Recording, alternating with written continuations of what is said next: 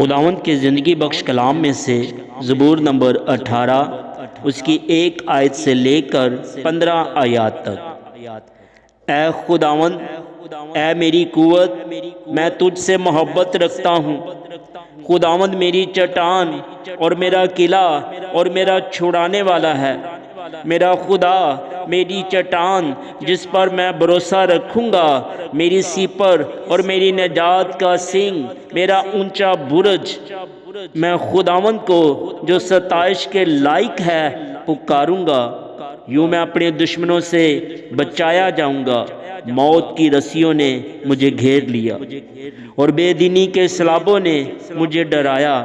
پاتال کی رسیاں میرے چوگرد تھیں، موت کے پھندے مجھ پر آ پڑے تھے۔ اپنی مصیبت میں نے خداوند کو پکارا اور اپنے خدا سے فریاد کی۔ اس نے اپنی ہیکل میں سے میری آواز سنی اور میری فریاد جو اس کے حضور تھی اس کے کان میں پہنچی۔ تب زمین ہل گئی اور کانپ اٹھی، پہاڑوں کی بنیادوں نے جنبش کھائی اور ہل گئیں، اس لیے کہ وہ غضبناک ہوا۔ اس کے نتھروں سے دھواں اٹھا اور اس کے منہ سے آگ نکل کر بھسم کرنے لگی۔ کوئلے اس سے دہک اٹھے۔ اس نے آسمانوں کو بھی جھکا دیا اور نیچے اتر آیا، اور اس کے پاؤں تلے گہری تاریکی تھی۔ وہ کروبی پر سوار ہو کر اڑا، بلکہ وہ تیزی سے ہوا کے بازوؤں پر اڑا۔